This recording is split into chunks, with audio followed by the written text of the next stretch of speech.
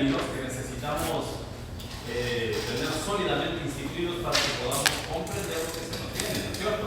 Entonces sabemos, por ejemplo, que el principio básico por el que arranca la organización del sistema nervioso es una cualidad intrínseca y presente en cada una de las células, visible en los organismos unicelulares. Ese fenómeno, ¿cómo se llamaba, doctora? ¿Perdón? No, menos. Díganme, doctor. ¿Cuál era? Apellido. Doctora, apellido. Salas, menos. Doctora. Cualidad de la célula, ¿ya? Por la cual empieza el proceso de respuesta que instituye al sistema nervioso. No hables si no se le ha dado la palabra. Doctora, vamos.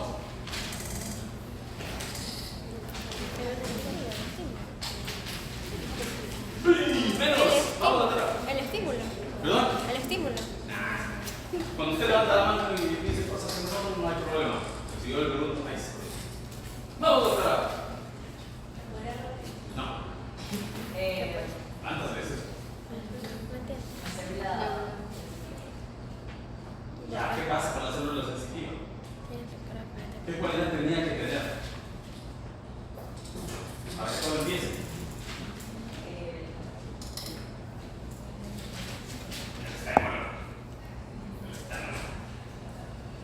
Pero ¿qué cualidad debe tener la célula? El estímulo no es inherente a la célula. No necesariamente es inherente a la célula.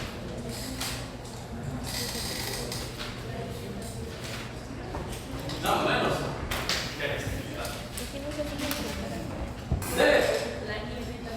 ¡Eso, merengues! ¡Oh, la capacidad de irritabilidad! Si es que yo soy capaz de recibir la agresión. ¿Sí? Si yo recibo el estímulo y lo puedo procesar, empiezo a generar respuestas. ¿Sí? Entonces, la base del inicio del sistema nervioso es la capacidad de irritabilidad. ¿Por qué no es el estímulo? Un magnesio es un estímulo. Pero, esa no es la base, no es el inicio, no es inherente al individuo, es la capacidad de irritabilidad ante el estímulo. Se baja la glucosa en el medio interno. Ya se bajó, se mueve la célula. ¿Qué tiene que tener? La capacidad de percibir eso, de irritabilidad y volver una respuesta, un cambio metabólico, o si es que es algo de afuera, de digerir a la partícula, etcétera, etcétera. ¿Sí? Eso fue entonces el detonante o es el referente que utilizamos para saber que por la filogenia un organismo unicelular fue capaz de evolucionar generando diferentes subsistemas que nos ayudaron a desarrollar una organización estándar. ¿Sí? La primera organización patente es la que se establece en forma horizontal. La podemos ver en los sedenterados, en los esponquiarios. ¿Ya? Con mayor o menor número de células. Doctor, dígame, ¿cuáles son los componentes de la organización horizontal del sistema nervioso?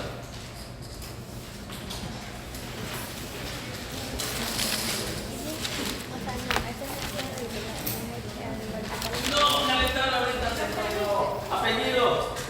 Menos, vamos, componentes de la organización. No es el sector aferente, intercalado. Escuchen, se genera el estímulo. Terminal receptor, listo. Pasa por aferencia. Vía aferente. Intercalado.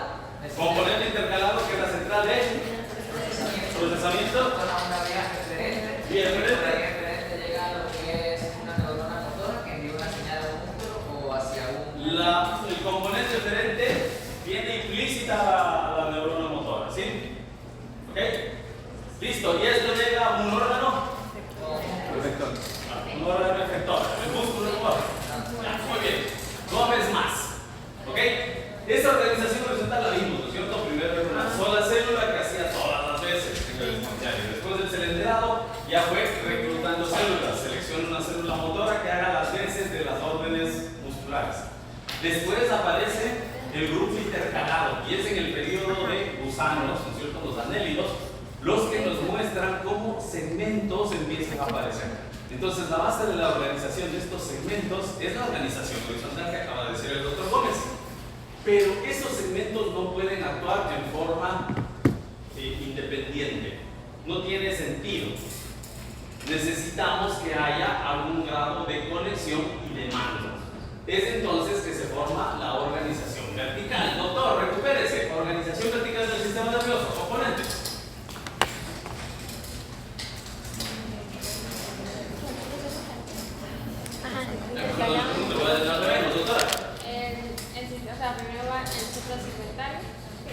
Primero va el suprasegmentario.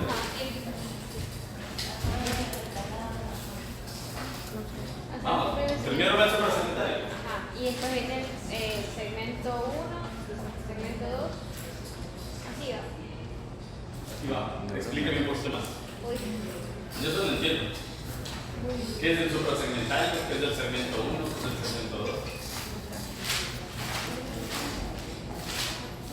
Nos quedamos ahí. A ver, lo que usted dijo es primero el sector segmentario y luego el suprasegmentario, que es el eferente y el aferente. También dijo que se necesitaba una conexión interneurométrica y una intersegmentaria para funcionar en conjunto. Y aparte se necesitaba un ganglio líder. Aparte se necesitaba un ganglio líder. O sea, no, en conjunto se necesitaba un ganglio líder. ¿Qué es el ganglio líder entonces? ¿A qué parte de la organización vertical corresponde? Es lo que lidera, o sea, es lo que está al principio. Entonces, usted me ha hablado de dos componentes, los segmentos del sistema segmentario y el suprasegmentario, a cuál pertenece el ganglio líder. Creo que no sé, o sea, la verdad. No sé. Pero es que o sea, tengo la idea, pero no sé dónde está. Exacto. Usted hizo la de los delanteros ecuatorianos. Hizo una de más y ya hizo gol. ¿A dónde pertenecería el sistema suprasegmentario? Ya no sé. Está representado por el ganglio cerebral. El ganglio de mando. ¿Cuál es la cualidad de este ganglio? Mientras está en el poder, es el jefe, lo único que hace es recibir información, procesarla y mandar órdenes. Pero todos esta información que recibe y órdenes que manda es a los segmentos, no él. ¿Sí? Él no tiene segmentos. ¿Ok? Adelante, doctora. ¿Cómo se siente? ¿Está recuperándose?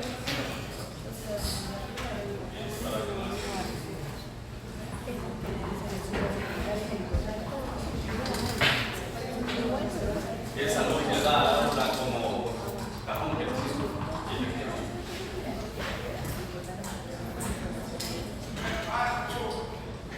entonces, ¿qué cualidad nos llama la atención? Que el ganglio cerebral tiene sus propias guías especializadas de información aferente. Y aparecen pues ganglios, mejor dicho, nervios especiales que en realidad son falsos nervios. ¿Sí? ¿Alguien recuerda cuáles son los falsos nervios? Levántenme la mano y métanse los brazos. El óptico y el. Gracias, mentirito, doctor. Sí, no creo que la doctora necesite que usted le ¿sí? Muy bien. Entonces tenemos estos falsos nervios. ¿Ya? Ellos en sí no terminan formando un segmento como tal. Ya la organización segmentaria es algo que está regido por las referencias del desarrollo. Entonces sí tenemos que tocar, aunque sea en base a video o su trabajo de investigación, cómo es esto de la organización segmentaria. Entonces en los videos se les explica la forma en la que el sistema nervioso empieza a dar esas referencias de sectores periférico y central, cómo las células intercaladas hacen algo que se llama tubo neural y cómo los sectores periféricos forman algo que se llama cresta neural. Y ahí iremos mencionando. Pero es importante que nos fijamos por esta organización para luego ir encontrando sentido en los procesos de desarrollo embrionario y correlación evolutiva. Lo que nos dice la importancia que tiene la ontogenia y la filogenia. Entonces miren, acá tenemos un gráfico, le vemos después, este es un embrión de 10 milímetros, donde podemos observar que la organización del sistema nervioso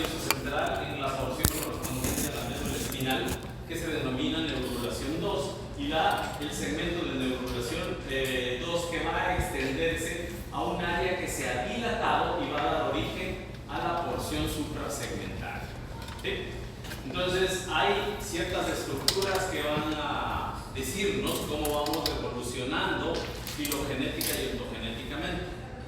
Decíamos que es importante que tomemos en cuenta que una célula en este punto no va a tener formas de comunicación similares a las de un organismo multicelular. Las células, cuando están en proceso de desarrollo y en este mismo momento, conversan entre ellas mediante humores, mediante agentes proteicos, mediante lípidos.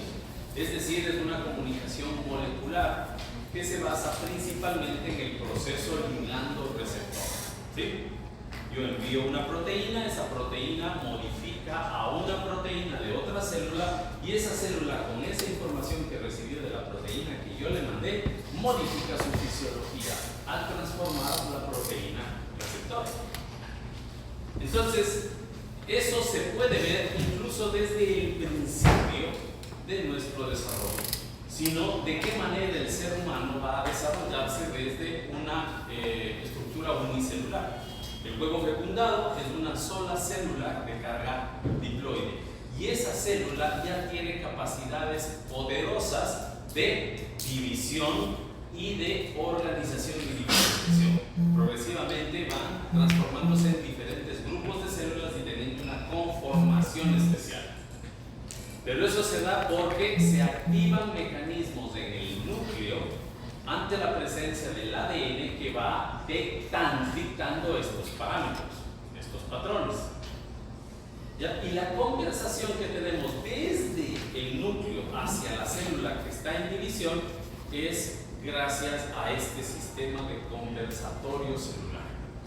Entonces, cuando ya estamos en un embrioncito que tiene su número de células, hay un conversatorio entre una estructura mesenquimal que se denomina notocorda, que es la que va a dar las señales o los avisos de, por favor, ordenate, como tenemos guardada la información desde que éramos gusanitos, en cajoncitos que se llaman neurómeras.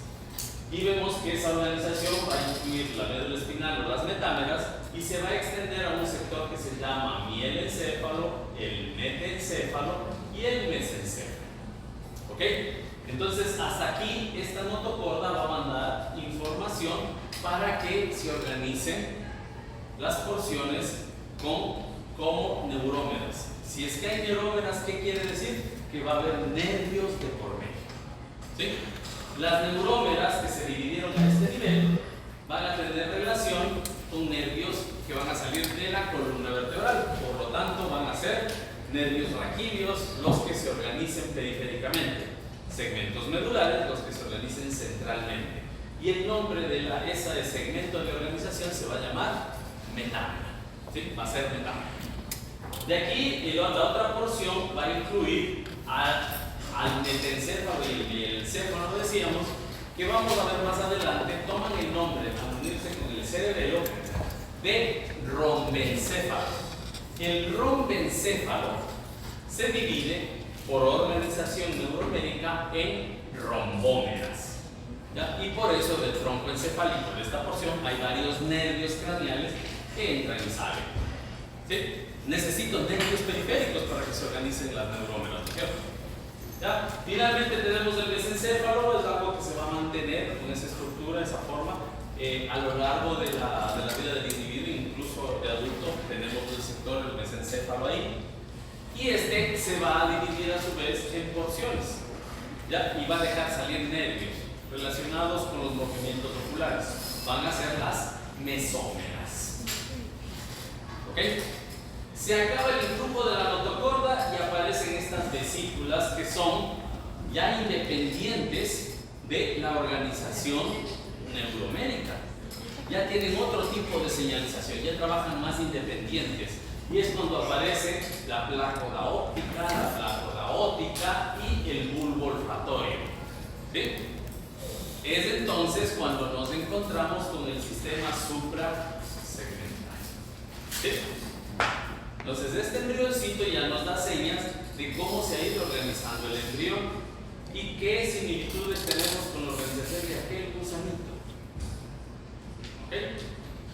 Curiosamente va a ser un tubo que tiene una condición simétrica, es decir, izquierda y una mitad derecha, o derecha e izquierda desde su punto de vista.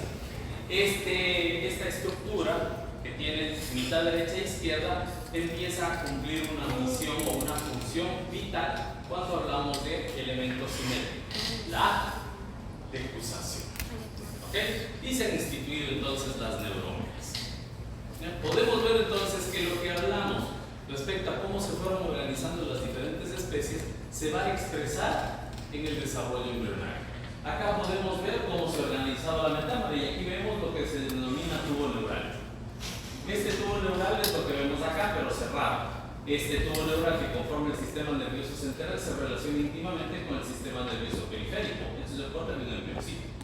Miren cómo se distribuyen las fibras, ¿no es cierto? Un componente aferente, un componente eferente, la motoneurona autónoma, ¿no es cierto? La neurona sensitiva en azul, la neurona motora autónoma en rojo. Vemos acá un ganglio que va a ser ganglio autónomo, acá un ganglio que va a ser un ganglio sensitivo. Lo que está aquí en gris punteado va a corresponder al área intercalada. Todo eso va a ser el sistema nervioso central. Y como decíamos, tiene una condición de simetría en la que la mitad de un lado tiene que empezar a conversar con la mitad del otro lado.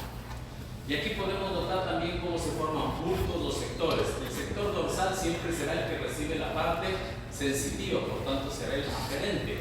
Y la porción anterior vemos cómo empieza a delimitarse, conteniendo células que van a dirigirse hacia los ganglios motores y también neuronas que van a dirigir sus fibras directamente a los músculos.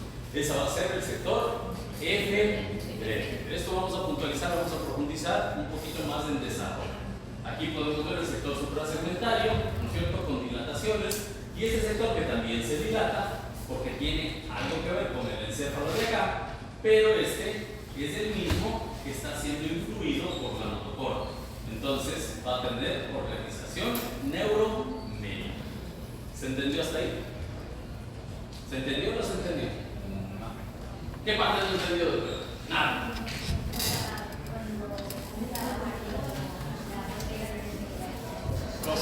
A ver. Ya, miren, vamos a seguir. Tenemos acá el tubo neural, que es esta parte de acá. Esta es la representación del sistema nervioso de un embrión, ¿ok? Pero se entiende que no vemos nervios periféricos, ¿sí? Acá y en el corte axial sí se ve. Entonces vemos cómo en el embrión, ¿no? Así no se ve en el adulto, se organizan neuronas que están en el sector periférico y dan su tendido de fibras que ingresan a la porción dorsal. Este es el dorso, ¿no? La espalda. El dorso del tubo neural. Entonces van a la porción dorsal. Eso quiere decir que las células intercaladas de este sector van a procesar las aferencias, las partes sensitivas, toda la información que entra al sector intercalado. De aquí, una vez que se procesa, se forma otro sector. Este sector, en cambio, tiene neuronas que emiten axones que van a salir al sector periférico, pero al eferente, ¿sí? Se van a ir unas a los músculos somáticos, a los músculos voluntarios, y otros van a los ganglios autónomos. ¿Este sector qué será? Un sector eferente. Es el sector motor de las células intercaladas. ¿Ya? Entonces ya empezamos a ver cómo se organizan las neurómeras, es bastante ordenadita, ¿sí? Esta es la organización típica de una metámera, es decir, de una neurómera de la médula espinal. Ya acá este gráfico adicional lo que nos permitía ver era cómo en este extremo, lo que va a corresponder al encéfalo, aparte de la organización en el tubo, hay una serie de dilataciones que son influidas por otro tipo de señalización de conversatorio celular y que nos ayuda a definir, a delimitar lo que va a ser el futuro cerebro. ¿Okay?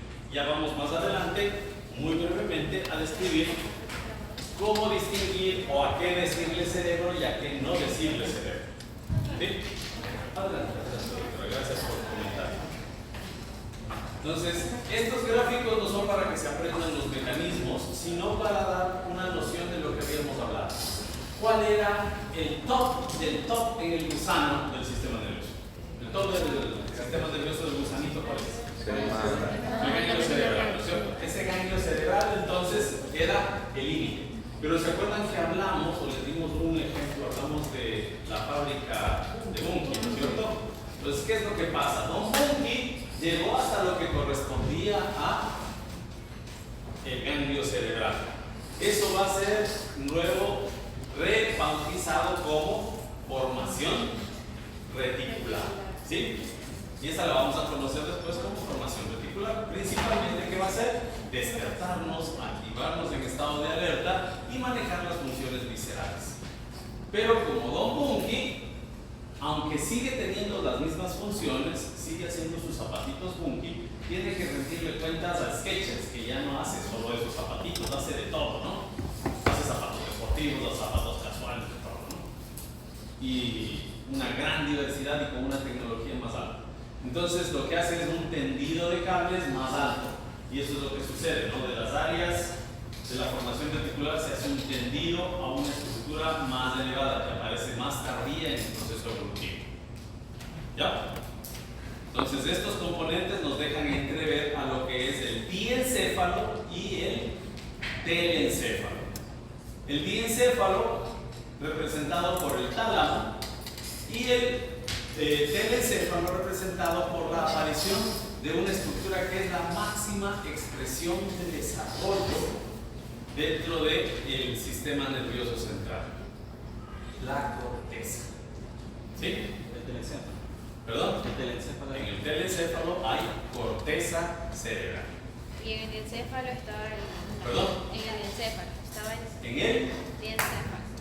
diencéfalo. Ajá. El diencéfalo está conformado por más de un elemento, pero ahorita lo que me interesa es que consideren que aparecen nuevos peldaños evolutivos, aparecen estructuras nuevas, y esas lo que hacen es conectarse con las antiguas.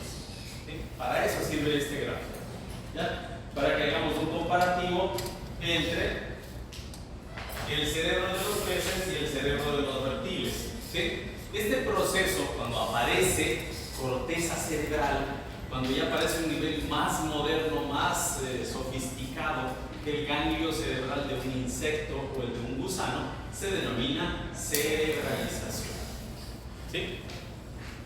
Y por eso al diencéfalo y al telencéfalo le denominamos cerebro.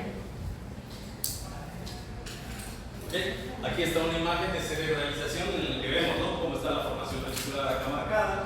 Se ha formado la corteza cerebelosa, que es también un proceso de sofisticación, pero de la coordinación del movimiento.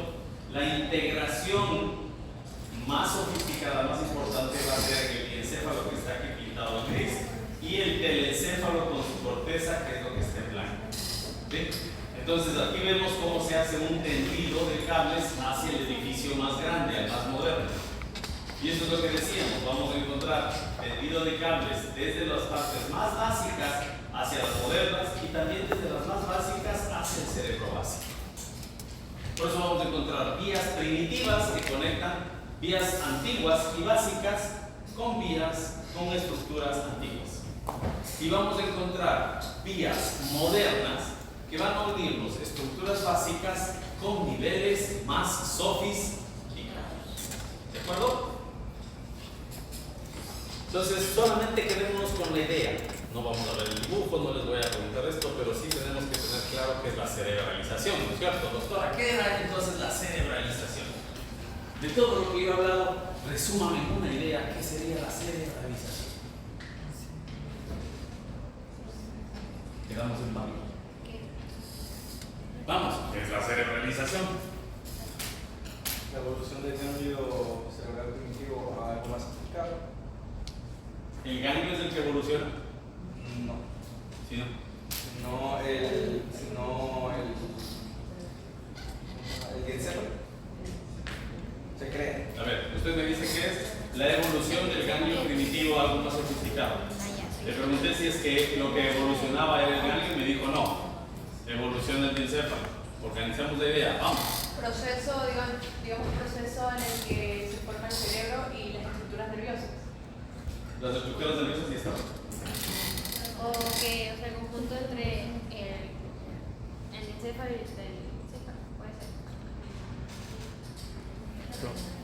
Vamos, organicemos un poquito las ideas del doctor. El proceso de desarrollo sobre la evolución del cerebro. El proceso de evolución, de organización en la que se da el desarrollo del cerebro. Sí. Listo. ¿A partir de qué se desarrolla entonces el cerebro?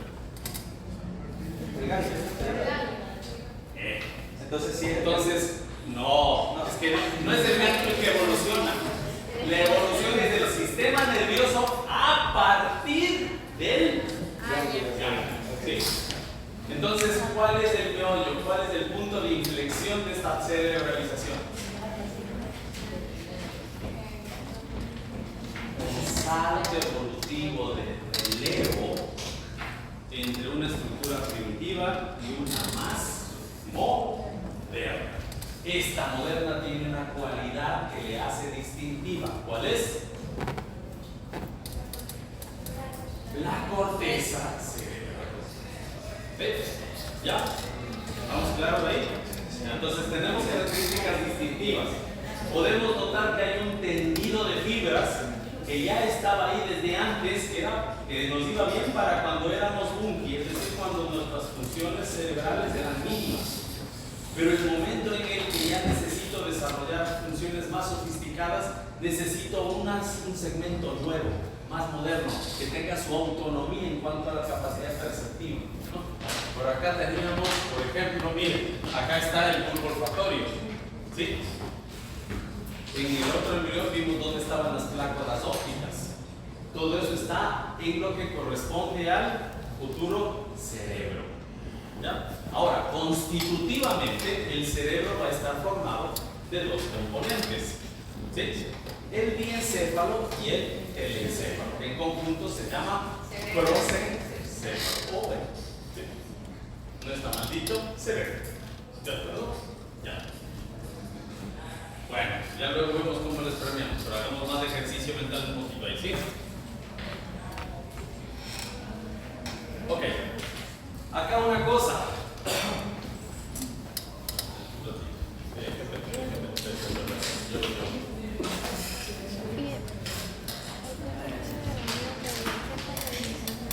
Sí vimos eso. El cuadradito, sí, por supuesto, sector intercalado, el pericardio, bla, bla, bla.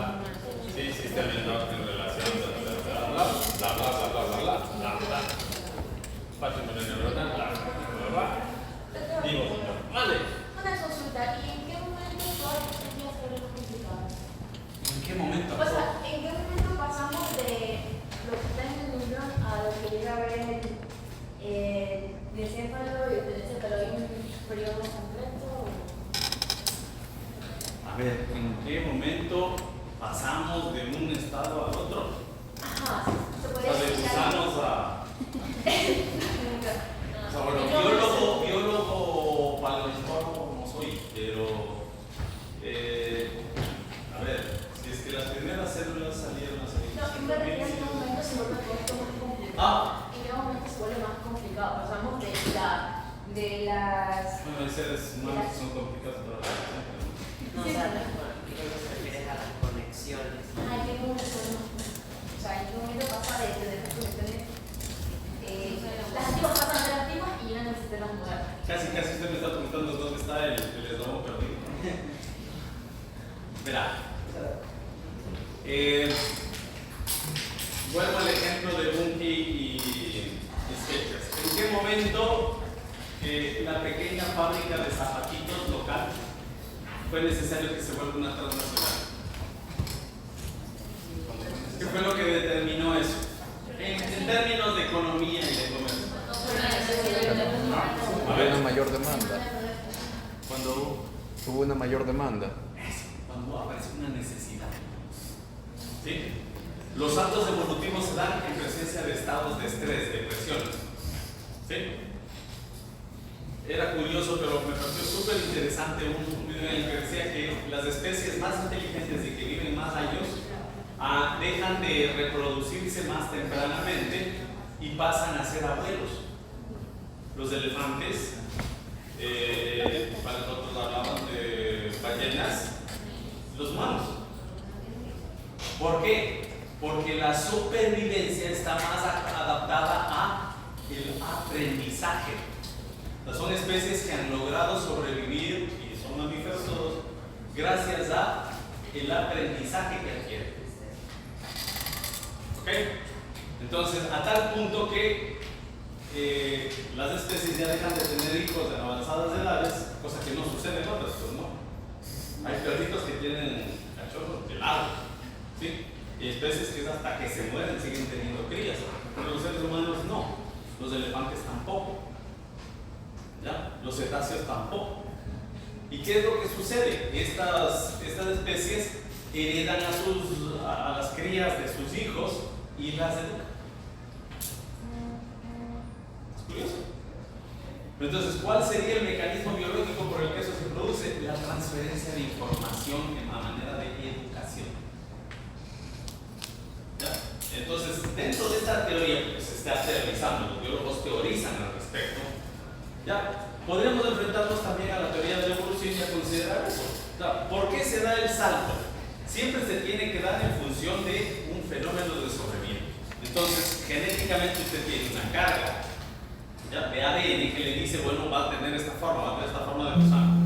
Pero si dentro de los componentes epigenéticos del ambiente y lo que se va heredando, las especies que se han adaptado o desarrollado mutaciones por las que desarrollan nuevas conexiones y un área de corteza capaz o un área del sistema nervioso que les permite ser más reactivo, tener mejores reflejos, poder percibir mejor dónde está el alimento, poder descifrar o identificar ondas electromagnéticas y darles una forma, es decir, el desarrollo de visión, que estoy un pie adelante de un organismo que no lo tengo.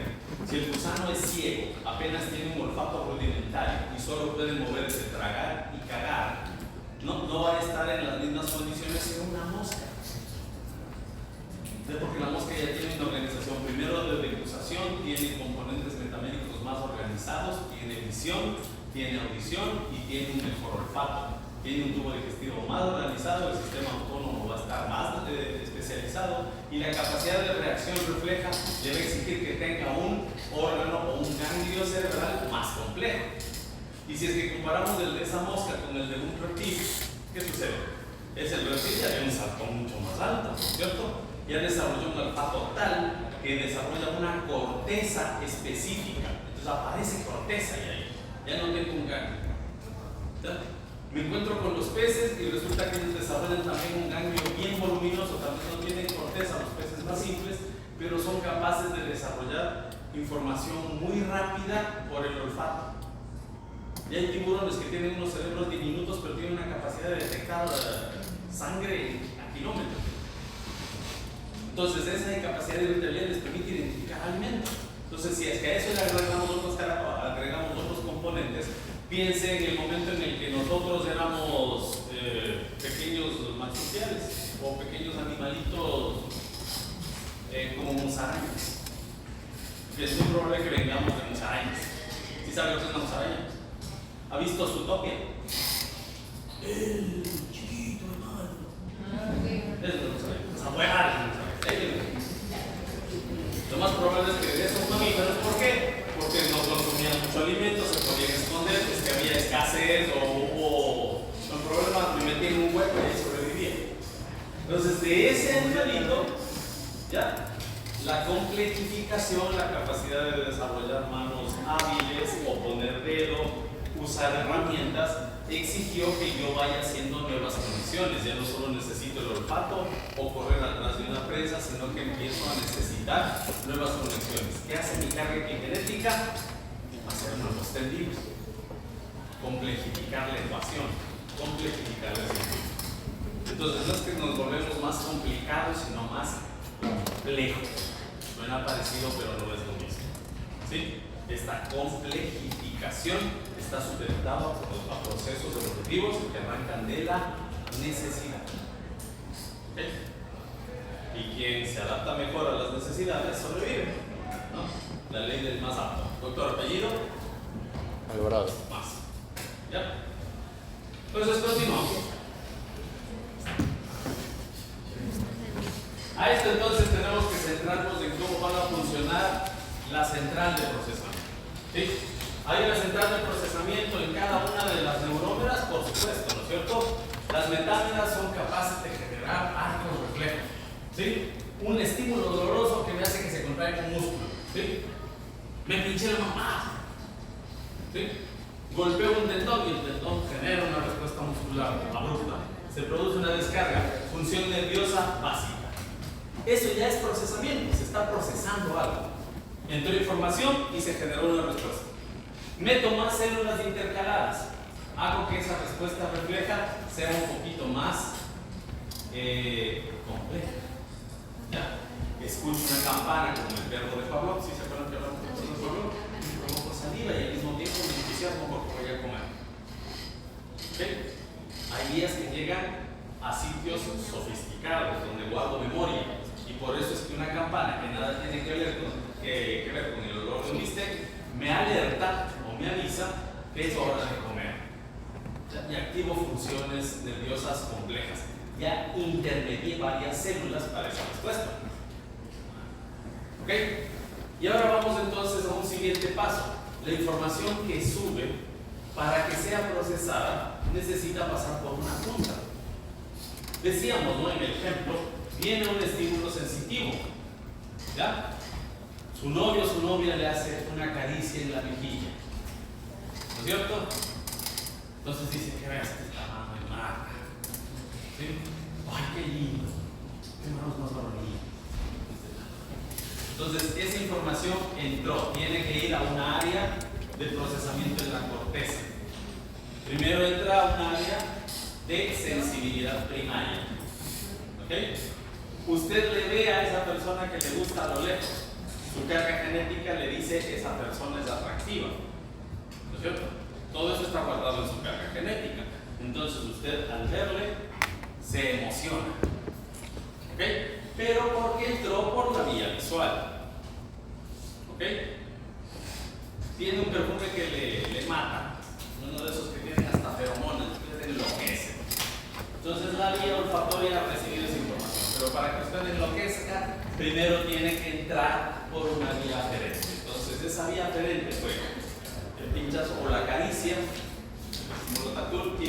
la célula sensitiva que metió esa información, y eso tiene que irse al área o al segmento que domina ese sector y de ahí mandarlo al jefe, ¿sí?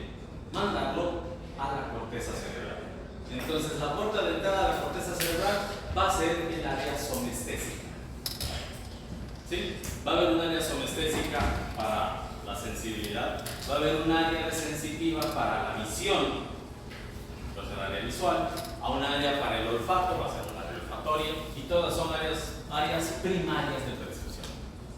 Entonces, esta primera área lo que se encarga es de recibir y hacer el primer conversatorio. Es el equivalente a la persona que recibe los papeles en la junta y dice, ok, estos son el pliego de peticiones de los empleados. Entonces introduce a la junta mayor y en la junta directiva se reúnen todos los asociados y dicen, ok, vamos a ver qué es lo que va.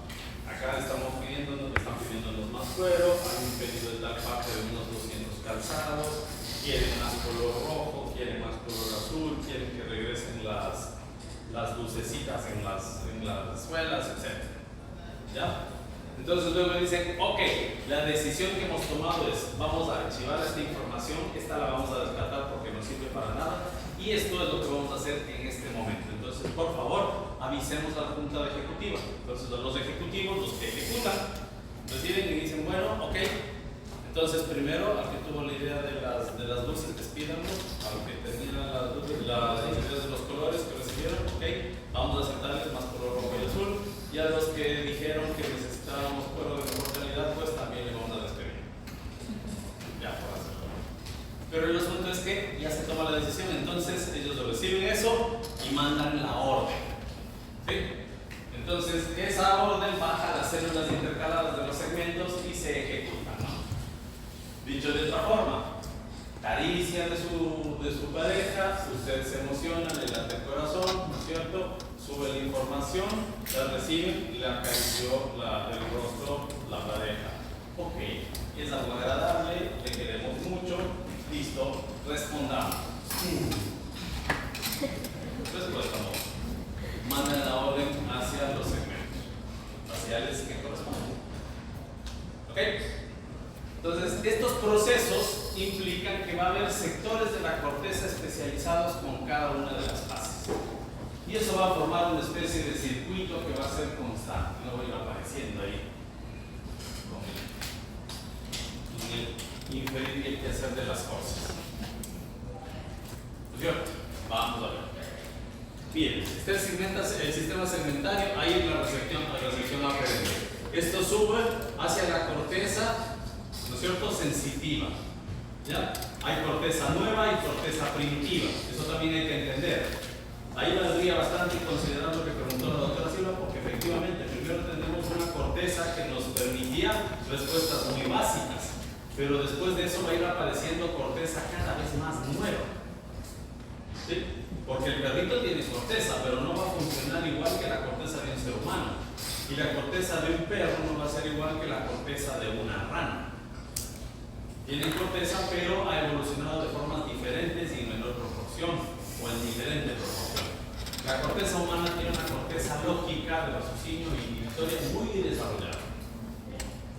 ¿Ya? Pero no tiene perdida su parte animal, entonces va a tener sus reacciones también animalescas. ¿Okay? ¿Esto por qué se dice? Porque la sensibilidad va a entrar a estas áreas. Volviendo al ejemplo de la pareja, ¿no es cierto? Usted se emociona si es que le ve a su crush y va a tener decisiones respecto al estímulo de ver a esa persona, pero también va a tener una reacción instintiva tal vez de huir o de emocionarse o de querer salir a abrazarle y se contiene. Entonces hay componentes tanto de respuesta alocortical de la corteza antigua como de la neocorteza, que es corteza más nueva.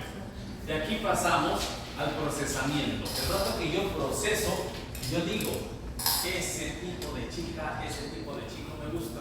Eso es describir una gnosia, saber lo que algo es. ¿Sí? Por ejemplo, ¿usted sabe qué es esto, doctor? Una botella que hay en el interior.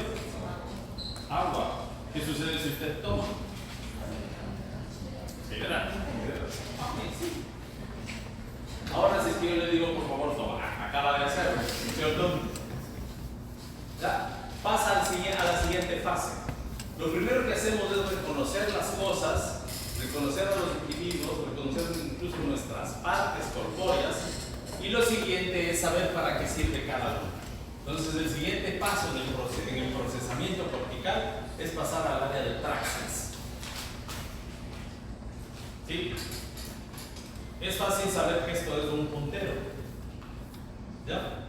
Pero otra fase del procesamiento cerebral le permite utilizarlo.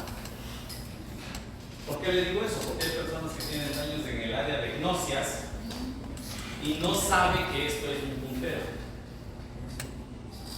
¿Ya? ¿Qué es esto? No sé si sirve para apuntar, sale una lucecita roja. Ok, ¿cómo se llama?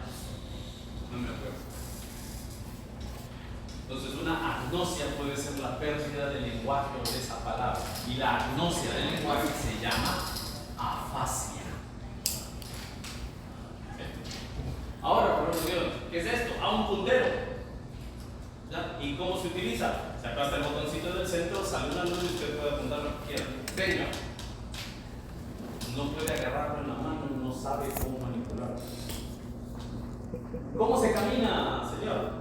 Pongo un pie delante del otro, me levanto de la silla y emprendo la caminata. Ok, hágalo. No puede. Entonces, la incapacidad de ejecutar un acto se denomina apraxia. La apraxia es implícita a la gnosia, es decir, primero yo aprendo algo y luego lo pongo en práctica. ¿Ok? Entonces, la corteza de asociación nos permite aprender gnosia, ponerlo en práctica, praxia, y de acá pues enviar a las neuronas motoras para el ejecútese. Esa orden va a dirigirse hacia las células segmentarias y se va a ejecutar en el segmento que corresponde. Si es que yo digo, a ver, la corteza, Félix hizo una pregunta, sé la respuesta, ya la tengo aquí, tengo que levantar el brazo para hablar. Uy. El momento en que yo ya levanté fue la corteza que le ordenó a las neuronas de los segmentos que corresponden al miembro que mandan a que levante el brazo. ¿Ok? Entonces, la organización en el ser humano, como ustedes se dan cuenta, depende mucho de esta sistematización horizontal y vertical. Y a nivel de la corteza, todo se da por fases. ¿Ya? Todo se da por pequeñas puntas, por pequeños sectores o diversos sectores que después de conversar entre ellos resuelven cuál es la respuesta más adecuada que se va a ejecutar. Esos sectores serían más fáciles. ¿Qué? Usted me está captando todo al revés, ¿verdad? Afasia, ¿qué era la afasia? Ayúdenle al doctor para que comprenda. Levánteme la mano y que es la afasia, doctor. ¿Perdón? Un momento. Doctora. La incapacidad de lenguaje. Ya, es una agnosia de lenguaje. ¿Sí? ¿Qué es una agnosia? ¿Gnosia o agnosia? Agnosia. La incapacidad de aprender. Entonces, ¿qué era la afasia, doctor? Acabo de decir. La capacidad de aprender. ¿La capacidad de aprender qué? Lenguaje. Entonces, las afasias son un tipo de agnosia. ¿Sí? Las gnosias, ¿ya? O la gnosia, la capacidad de aprender nombres, estructuras, lugares, rostros, son cualidades propias de sectores específicos de la corteza cerebral. Y esa gnosia me permite desarrollar una praxis. Y se han notado que algunas personas desarrollan unos sectores más que otros, algunas personas son expeditas para hacer las cosas, pero son incapaces de aprendérselas. Un cero a la izquierda para expresarse. ¿Sí? Entonces podemos tener ahí un poquito de agnosia de lenguaje. Adelante. Por ejemplo, y si no publicamos información, no hacemos el proceso que está ahí. ¿Cómo? Sí o sí lo hacemos. No, tenemos que pasar por las fases. El asunto es que esto le da un pie para comprender algo. A ver, yo necesito primero asimilar por la vía aferente y entrar a una corteza de asociación, ¿no es cierto? ¿Qué me dicta el aprender? ¿Sí? Para que usted sea consciente de algo o usted aprenda algo, está funcionando como una corteza de asociación que tiene principalmente información aferente. ¿Ya? Esa información aferente que le ha permitido conocer algo tiene que volverse luego práctica. ¿Sí? Entonces la capacidad pragmática de las cosas, es decir, volverla práctica y útil, ¿ya? Hace que funcione otra área de la corteza que tiene más enfoque motor, ejecutor, ¿sí? Eferente. Y de esa corteza se pasa a una que es el gatillo, el detonador del movimiento, que se llama corteza motora primaria. Es el punto de salida de la respuesta. Las alteraciones del sistema nervioso a nivel de la corteza se darán en proporción de qué sector es el que se daña. Pero tenemos que seguir ese camino. En mayor o menor proporción, sigue ese camino.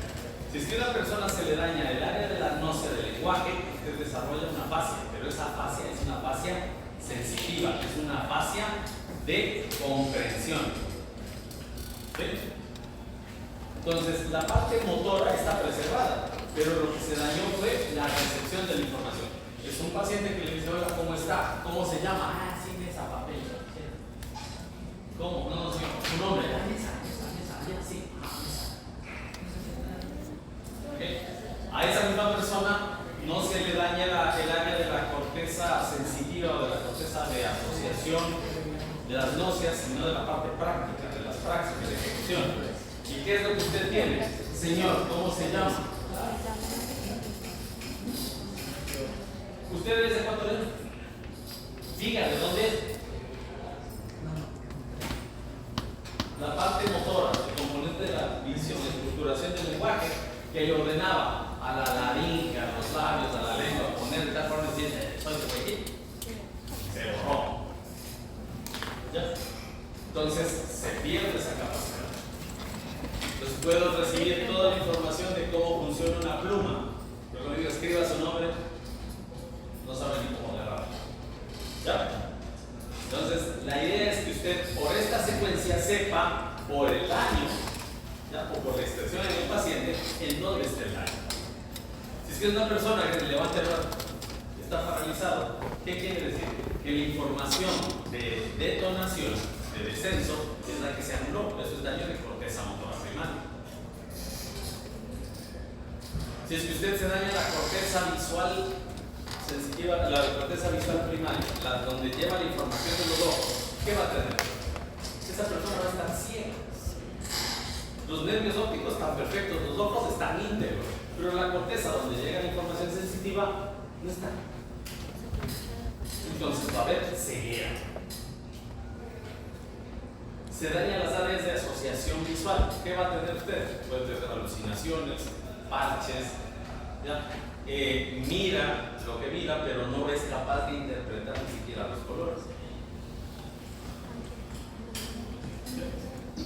Es mirar y no mirar, porque ha perdido la corteza que asocia esa información aferente para poderla pasar a una fase trágica. ¿Listo? ¿Se comprendió ya?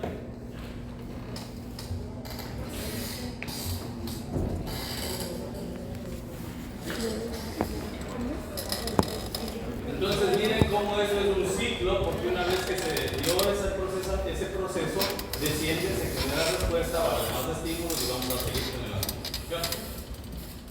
Veamos entonces cómo la sensibilidad tenemos que considerarla como consciente, inconsciente y visceral.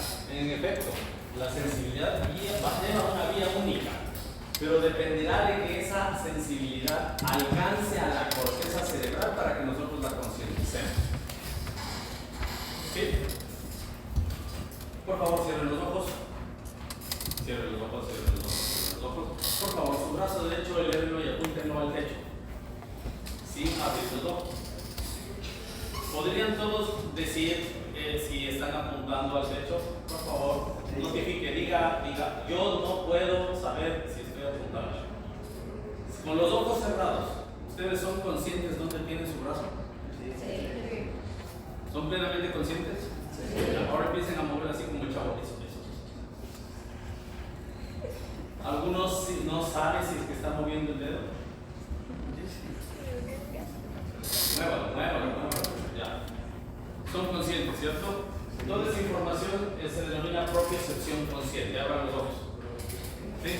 Usted bajó de hecho el brazo y no tuvo que verlo. ¿Ya? ¿Por qué? Porque el sistema nervioso tiene vías, tiene funciones que le permiten eso. Sensibilidad consciente. La propiocepción consciente llega a la corteza cerebral y usted concientiza cómo está. Pero hay una cosa, mientras hicieron todo eso, ¿alguno de ustedes se desparramó en su asiento? ¿Pudieron mantener la cabeza sobre sus hombros o alguien estuvo como su muñeco inflable? Todos estuvieron firmes con su manito, ¿no es cierto? Levantaron, tuvieron que hacer fuercita. Y eso es el tono muscular. El tono muscular no depende de su conciencia. El tono simplemente está ahí. ¿Por qué? Porque eso no llega a la corteza cerebral, por tanto es inconsciente. Hay sensibilidades que si no llegan a la corteza usted no concientiza. Para que usted sea dueño de la conciencia de ese estímulo, tiene que llegar a la corteza. Entonces la propiocepción consciente tiene su contrapartida inconsciente. La una nos mantiene en postura, mantiene una contracción, refleja los músculos que se denomina tono.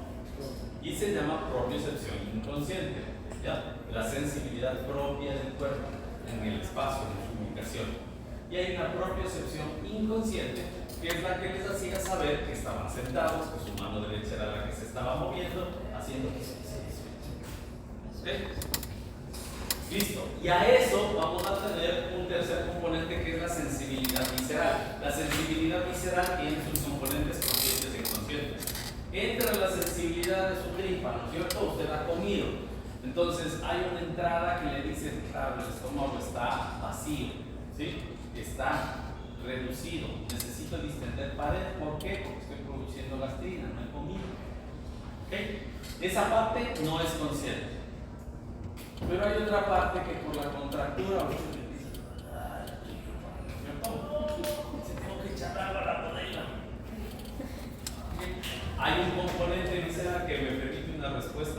visceral, y esa misma parte visceral, como es una vía común, puede llegar a mi conciencia. ¿Listo? Entonces no confundamos, hay un componente de conciencia consciente, hay un componente de sensibilidad inconsciente y hay un componente de sensibilidad visceral que tiene las dos partes. Hay una parte consciente y una inconsciente en la aferencia visceral. ¿Ok? Veremos eso en Médula también con un poquito de detenimiento. Ahora vamos a echar ojo a la motricidad. Miren, hay una motricidad voluntaria, la motricidad del sistema nervioso somático, de esa neurona que quedó atrapada en el sector intercalado y que nos permite contraer la musculatura esquelética. ¿Sí? Esa está representada por un sistema descendente de fibras desde el área motora primaria. Es el sistema piramidal. Se llama así porque se forma por unas células que tienen forma de pirámide, las células piramidales de Betz. ¿Ok?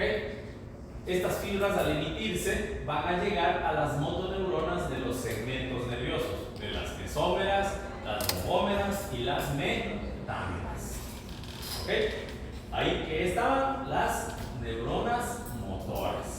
Pues las neuronas piramidales, en algunos libros les dicen las motoneuronas superiores, pero ustedes saben que las neuronas piramidales pertenecen a qué sector. Levanten la mano. ¿A qué sector? Levanten la mano. Es decir,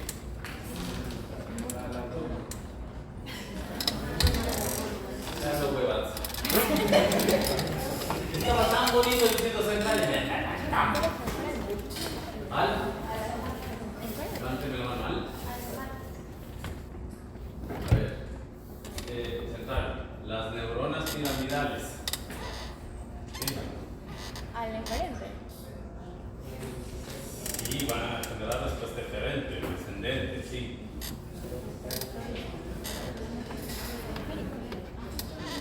Estas neuronas están en el sistema nervioso central, por eso pertenecen al sector intercalado. Manita arriba, carajo. ¿Cuál dijo? ¿Cuál dijo? Pues los dos, ¿quién dijo primero? Tengo honesto primero. Entre los dos, ¿quién dijo? A ustedes dos de ahí, ya está. Ya. Entre ustedes mismos, sean honestos ustedes, digan ¿quién dijo primero? Para ustedes, para ustedes. ¿Perdón? Ya, los dos dijeron esto mismo. Ya te lo doy por seguro. Si es que uno hubiera dicho, creo que dijo mi compañero por acolite, les ponía los dos, pero por tacanes. Ya, involuntaria, vamos.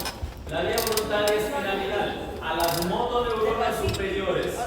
Ya vamos a ver, vamos con tendencia. Ya. Esta sería la motoneurona superior. Mal llamada motoneurona superior porque las motoneuronas son otras, ¿cierto? ¿Dónde está la motoneurona somática? A cualquiera de los dos. Nadie más me contesta, cualquiera de los dos. ¿Dónde está la motoneurona somática? En la piel. No, a ver,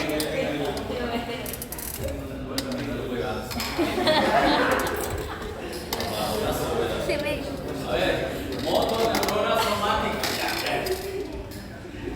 Hace rato que ninguna neurona está en la piel. Ningún solo neuronal está en la piel. En el sector intercalado. ¿Ah? En el sector intercalado. Ya. Sí, es la que En el sector intercalado. ¿De dónde? ¿Cómo se llama el sector intercalado? La parte del sector intercalado, ¿dónde está? Ah. No, a ver, la motoneurona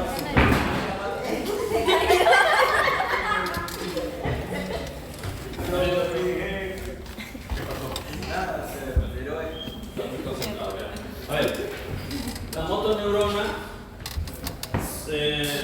la motoneurona superior, más llamada motoneurona superior, es la célula piramidal de Betz, que está en la corteza cerebral, corteza motora primaria. Ya, le digo, la motoneurona verdadera o motoneurona inferior, ¿en qué sector está o en dónde está? Pues yo dije correctamente en el sector intercalado, pero ¿en qué parte del sector intercalado? ¿En el sector intercalado? ¿De dónde? ¿Del sector intercalado? Pero hay sector referente. Yo puedo decir el sector referente es la corteza motora primaria y esa no es.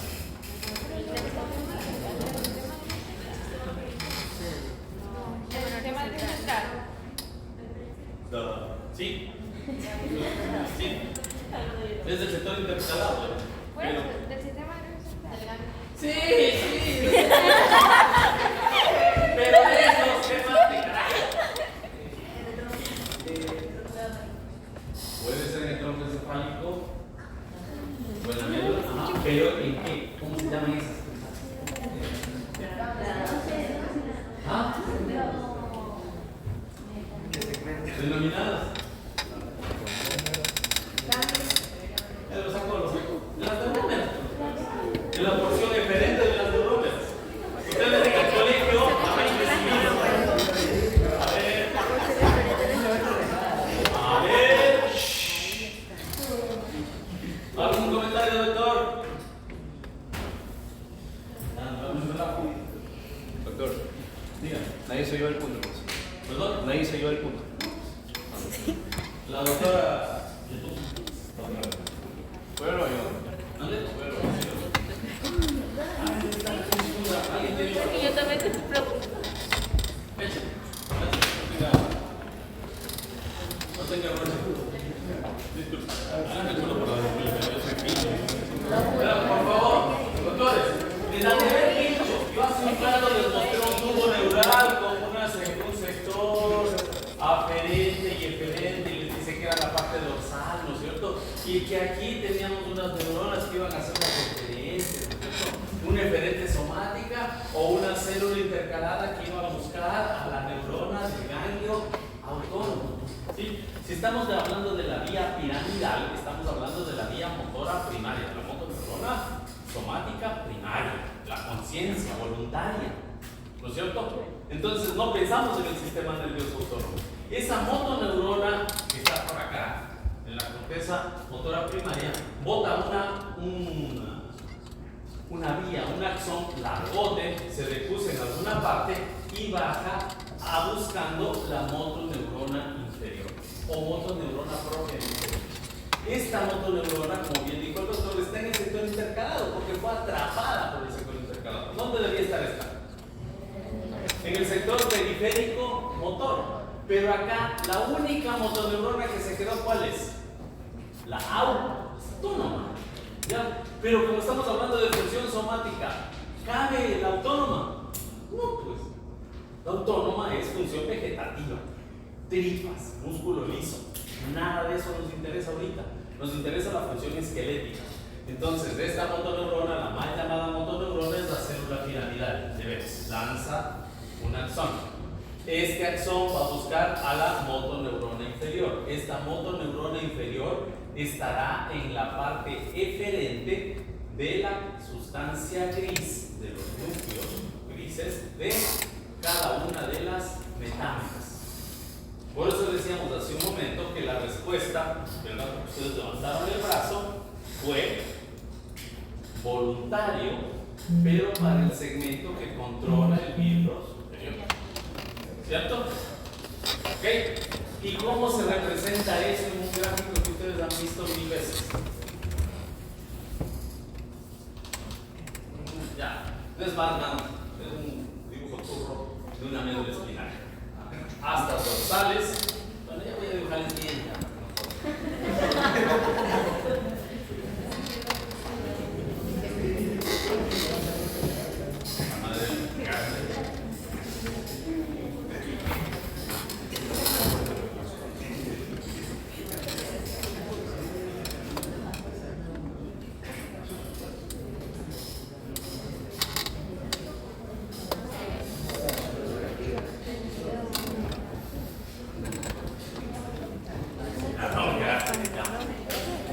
Ya, parece ya.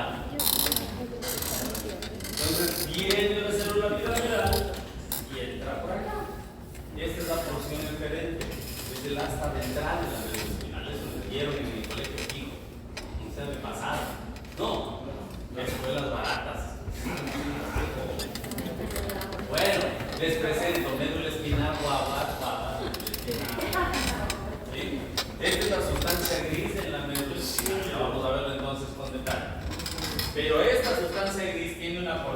ventral, a la que veas el vientre, y una porción dorsal. Lo dorsal es a donde se recibe la sensibilidad.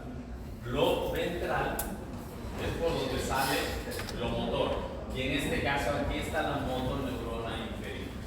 Entonces lo que estaba preguntándoles es, la motoneurona, ¿dónde está? Sector intercalado, por supuesto. Sistema nervioso central, efectivamente. ¿Qué parte? La porción ventral de cada una de las neuronas.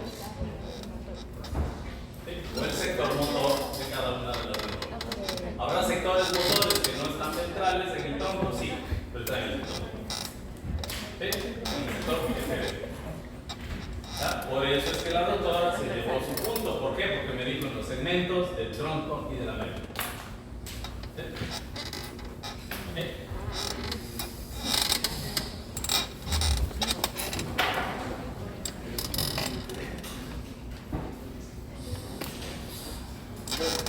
Dígame, síganme.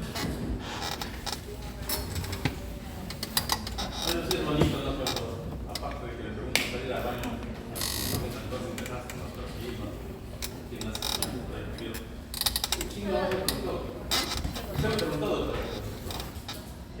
Sí. Si por favor a la doctora también es un punto más, yo ofrecí si pudieran desarrollar la clase y de hecho lo hizo. ¿Cuánto usted mencionó de que no necesitamos de información en la web? ¿Cuánto es el tiempo lapso de nosotros para dar una respuesta? O sea, generalmente depende de la persona, pero ¿cuál es que se puede decir que es lo más rápido para dar una respuesta? ¿O el tiempo? El tiempo más rápido para dar una respuesta. Para ganarse los puntos. No, es una duda que no sé, no. Ya, el procesamiento, presenta variación, pero estamos hablando de fracciones de segundo. Hay un lapso o una diferencia, creo, de 0,3 décimas de segundo. ¿Ya? Es decir, que ahorita lo que ustedes están escuchando, lo que yo estoy emitiendo es el pasado.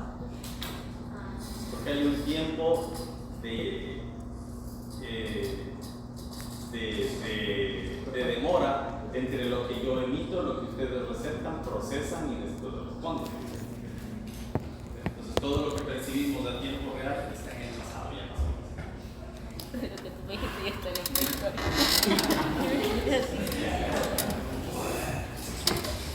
Ya. Vean, doctores, este gráfico tomado de Rouvier busca concluir su capítulo describiendo una característica interesante. Ya en el encéfalo adulto y en general el sistema nervioso central adulto podemos ver a la médula espinal como genes segmentarios, lo que corresponde al rompencéfalo, que van a ser las rhodómeras. Este es el encéfalo del adulto, y hasta aquí el sistema nervioso segmentario con su organización y sus pulsaciones nos van a permitir recibir información, procesarla y generar respuestas. Vamos a tener algún grado de conexión en la formación reticular que quedó atrapada en este sector de segmentación, ya procesando funciones principalmente vegetativas y de activación y desactivación de la conciencia, regulación hormonal, y que van a buscar un jefe nuevo, ¿no? Estas estructuras que se fueron formando y que fueron desarrollando órganos sensoriales especializados y que al mismo tiempo se encargan más que todo de procesar la información que les llega de los segmentos y generar respuestas de mano. El cerebro, conformado por el diencéfalo y el encéfalo. ¿Ya? Todo acá en el sistema nervioso, en su forma más básica, va a tener un proceso rostro-caudal.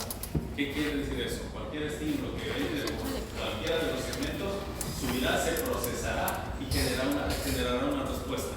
Por eso es que el nivel de conciencia con el que usted percibe las cosas le da una referencia del estado de salud del sistema nervioso. Un individuo que tiene su conciencia completa, entera, está despierto, conversa, está orientado, quiere decir que tiene todas sus funciones superiores preservadas.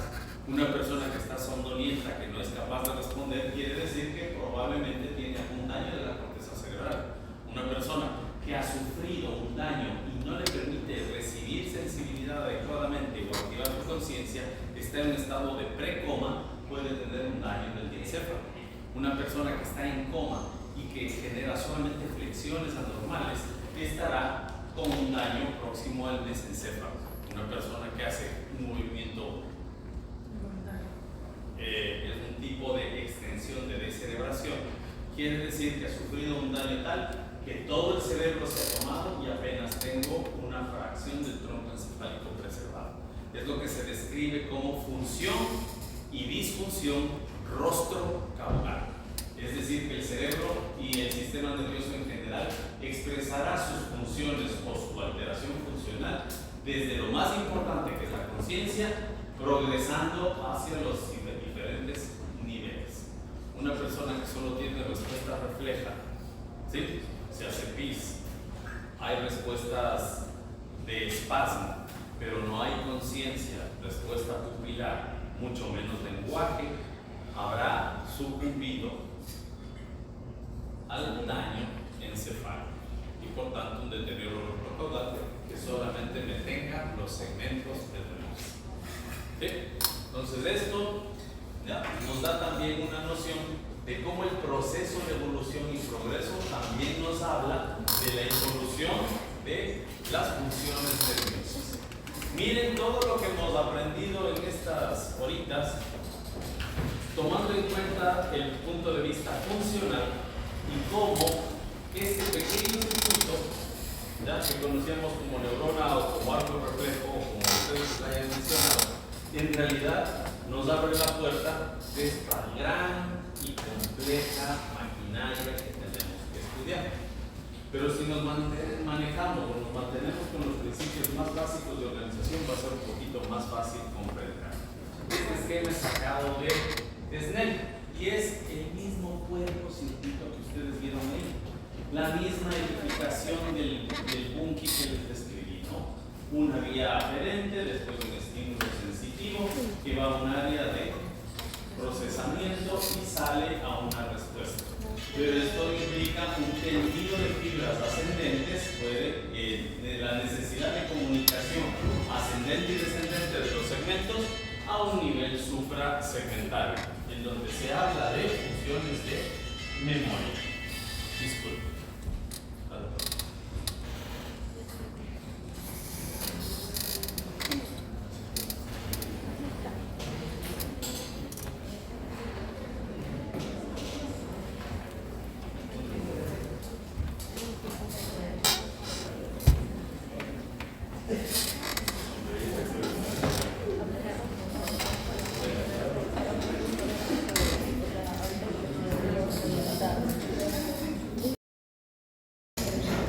¿Por qué les digo? Porque sí es un poquito complicado. O sea, usted sería el único y a todos los estudiantes ya les puedo pasar las notas, voy a tener que esperar que su docente me pase la nota. Pero bueno, ahí nos la manejaremos como se pueda. ¿Por qué no se quedó en este grupo? Porque sea maricón, ¿no? No alcance con ok. Bueno, ya ni modo de percibir, ya le he pasado eso a un observador y vamos ahí. El sistema nervioso, ya como ustedes saben, pues es la representación del conjunto de células de función nerviosa que por ser un sistema efectivamente cumplen una misma función, tienen una misma cualidad funcional reflejada en cada uno de sus sectores. Claro, con el que hola, chistosito el gordito. Cada una de las funciones que ustedes cumplen, cada una de las funciones que cumplen,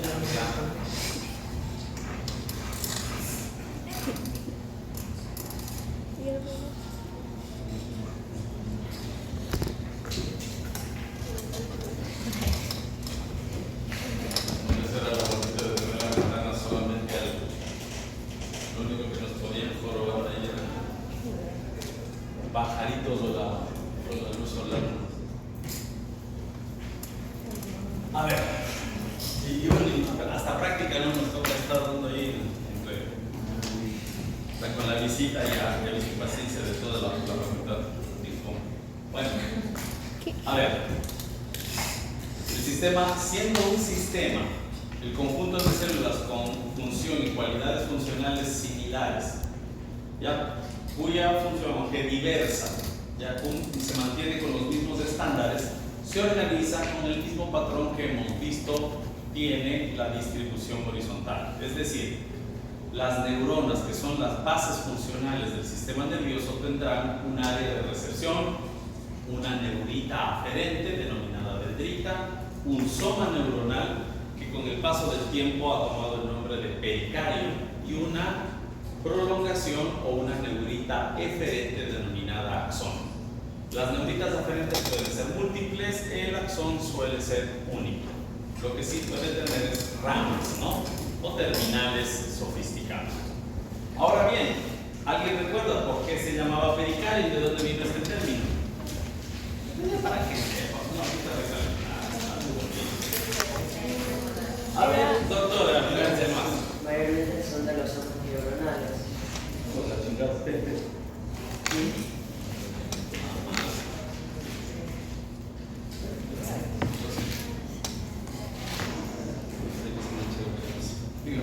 No es. O sea, ¿qué Son respuesta segmentos primero? neuronales.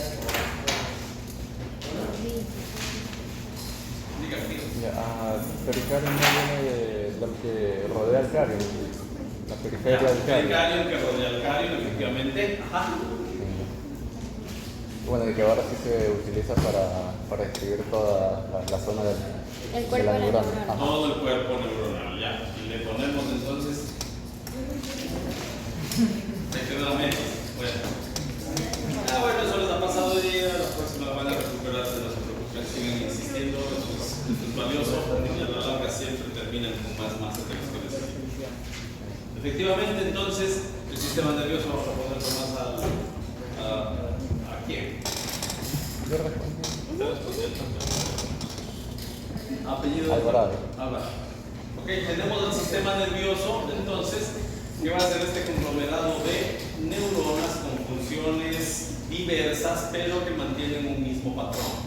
Es decir, una vía aferente, una central de procesamiento que por su gran volumen es el soma neuronal, y una vía eferente, ¿ya? Y que va a reflejar este patrón todo el tiempo. ¿Ok? De hecho, es la base del código binario por el que funciona el sistema nervioso.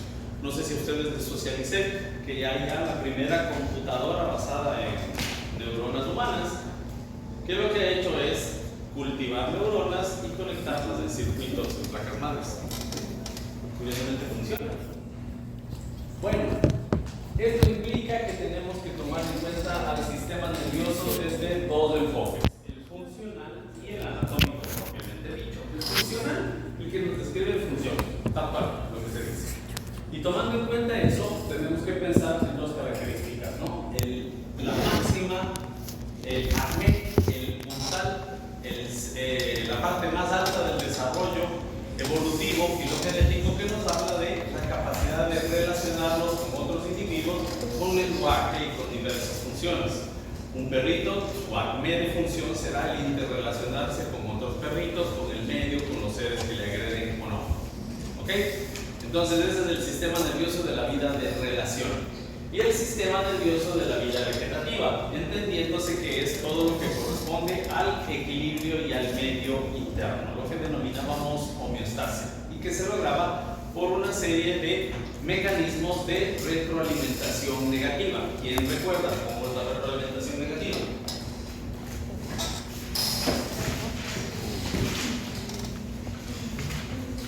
Adelante, doctor.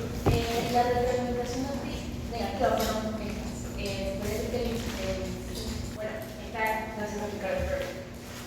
Al momento de. ¿Por qué me entonces? Bueno. Al momento nosotros recibir cualquier estímulo, necesitamos una acción. Por ejemplo, creo que con el de correr, necesitamos más capacidad pulmonar para poder disminuir el ritmo cardíaco. Eso, o sea, lo que hace. Entonces, ¿por qué el nombre de retroalimentación negativa? Porque primero da una orden y después estamos en se puede explicar, pero. ¿Alguien que le ayude a la doctora a completar la idea?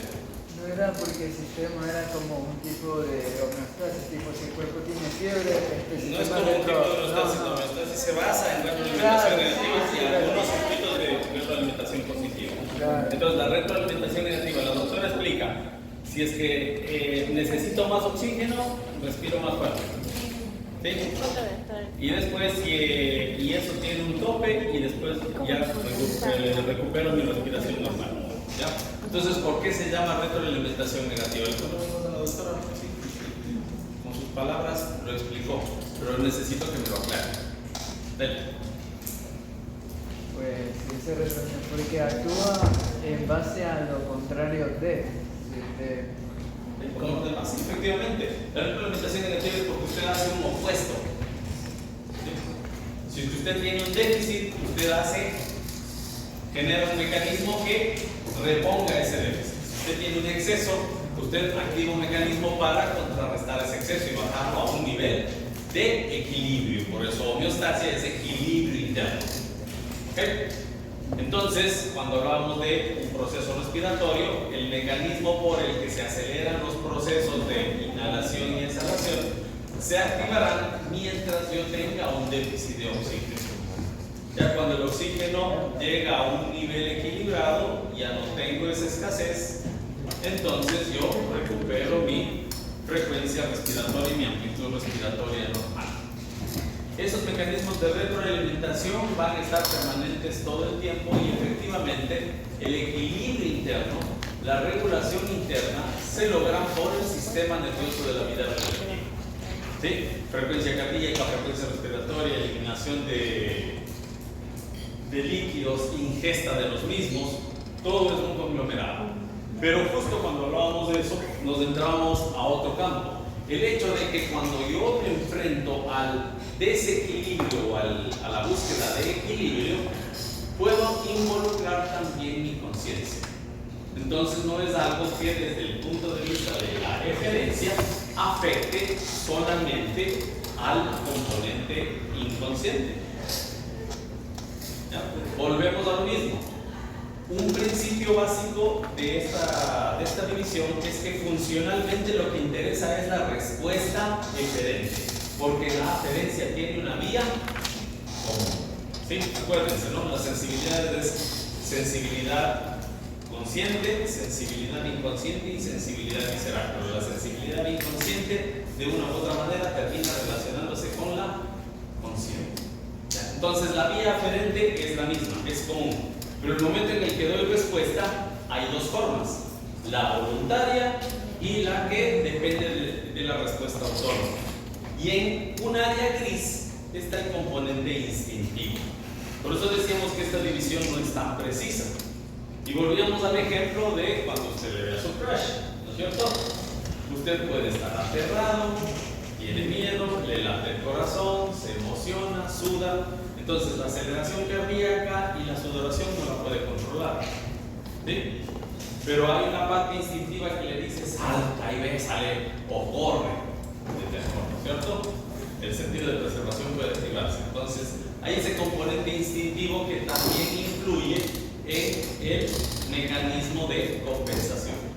Y por otro lado tengo la decisión que usted termina tomando con su corteza de raciocinio y dice, no, mejor apoyamos por la derecha sensatamente para la papelón y usted se va tranquilo, ¿no es cierto? No se va tranquilo. O de plano se anima y le habla. ¿Sí?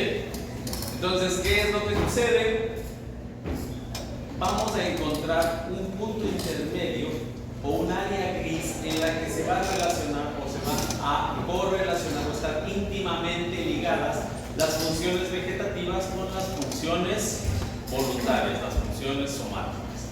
Importante recordar que mnemotécnicamente el sistema nervioso de la vida de relación también se llama como sistema nervioso voluntario, sistema nervioso somático, y el de la vida vegetativa, sistema nervioso autónomo, sistema nervioso involuntario, el componente vegetativo. Ahora, ¿qué es lo que sucede? ¿Por qué hacemos mención de este componente instintivo? Tenemos que acordarnos, por lo que vimos en las clases anteriores, que el desarrollo y el que se vayan puesto funciones una sobre otra implica que para que nosotros lleguemos al desarrollo racional en la vida de relación, obligado tuvimos que pasar mezclándonos con la función vegetativa y por eso necesitamos una vía aferente común y pueden haber respuestas vegetativas íntimamente ligadas con nuestras respuestas voluntarias. ¿Sí? Aclarado esto, entonces,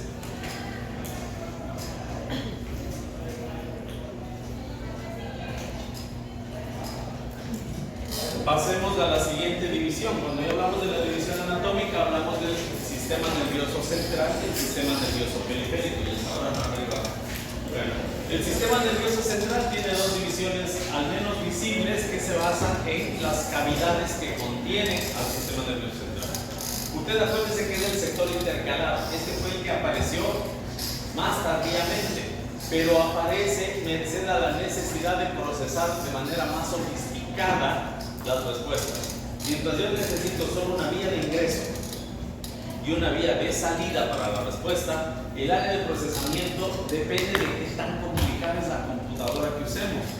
Entonces, por eso es que el sector intercalado se cubre, se respalda, se protege en contenedores óseos. La cavidad craneal que tiene el encéfalo y el conducto raquídeo que contiene la médula espinal. ¿Okay? De ahí tenemos al sistema nervioso periférico, que está representado por nervios y ganglios. Los nervios no periféricos, los nervios raquídeos y los nervios craneales. Y obviamente los ganglios sensitivos y autónomos, que sabemos son los que vamos a encontrar.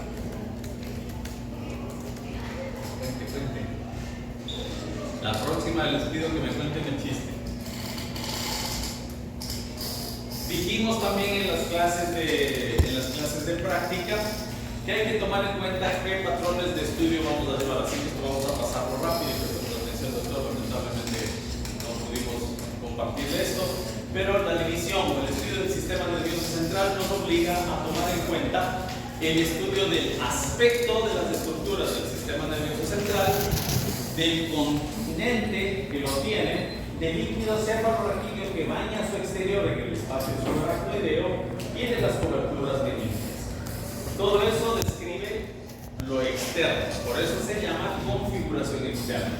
Cuando estudiamos el sistema nervioso central, obligado primero vemos la configuración externa y los componentes de esta. Una vez que vemos el aspecto externo, nos vamos a cortar la banana. ¿Sí? En ver la carne de la fruta, ver las semillas cómo están distribuidas.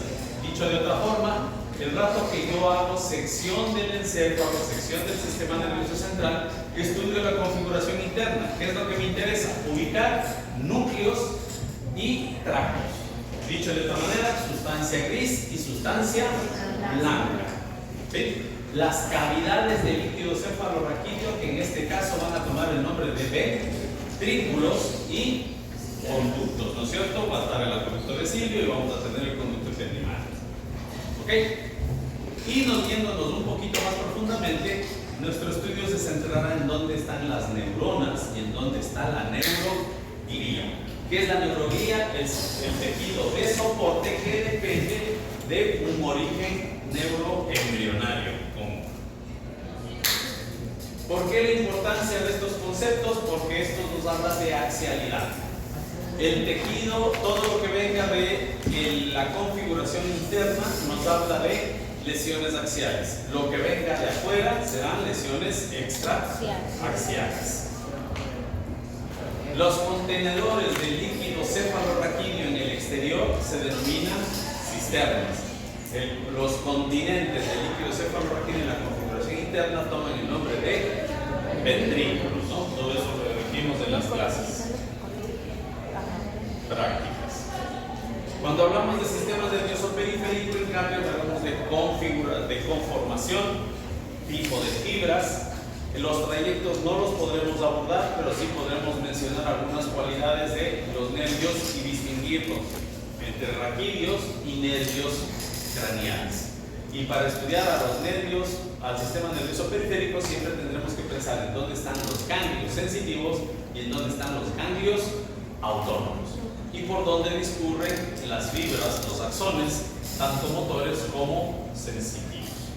Acá pues podemos ver cómo la médula espinal tiene una porción dorsal que presenta un ganglio aferente, un ganglio dorsal, el cual será sensitivo, y una raicilla ventral que se une a la dorsal para formar un nervio raquídeo común.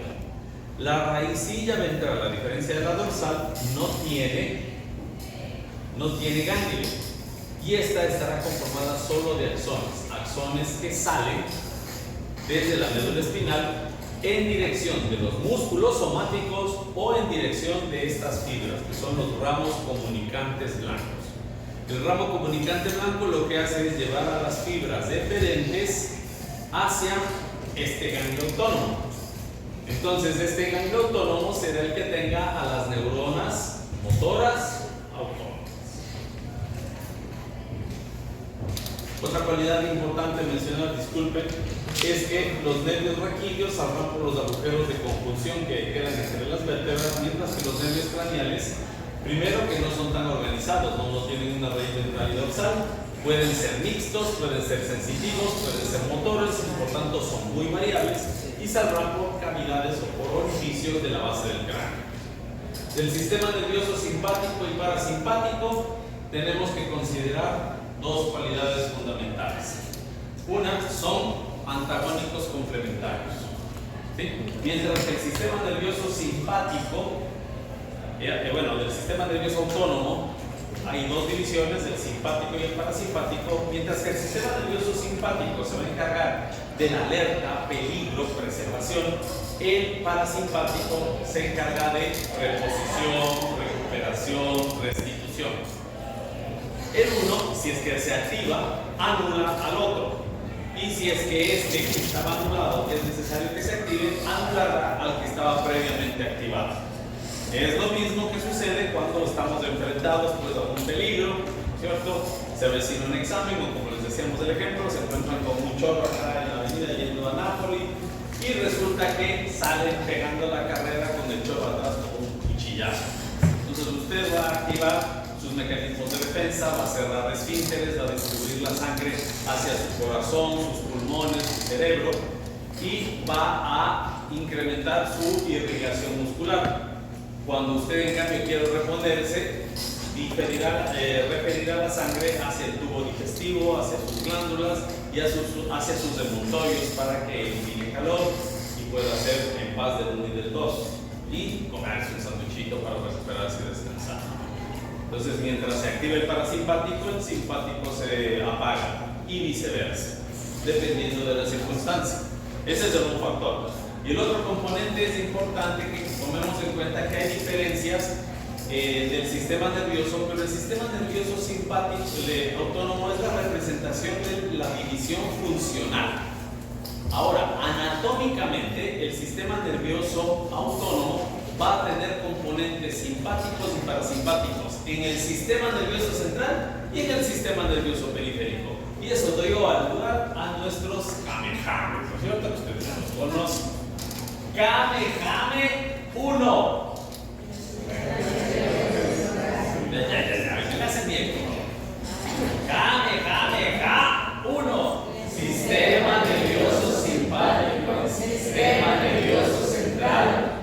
Localización tóraco-lumbar. Sistema nervioso parasimpático, sistema nervioso central, distribución cráneo-sacro.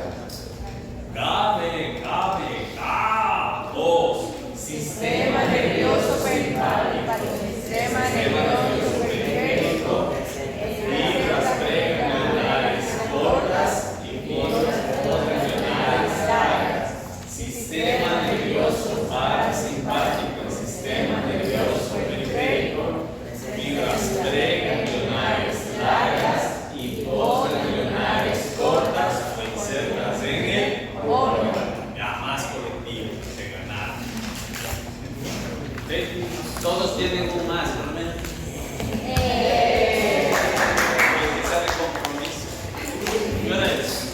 ¿Ya toca? ¡Qué triste! Estimados doctores, las divisiones y los contenidos se los voy a socializar el día de hoy en la noche. No pasa de eso. Les voy a pasar los videos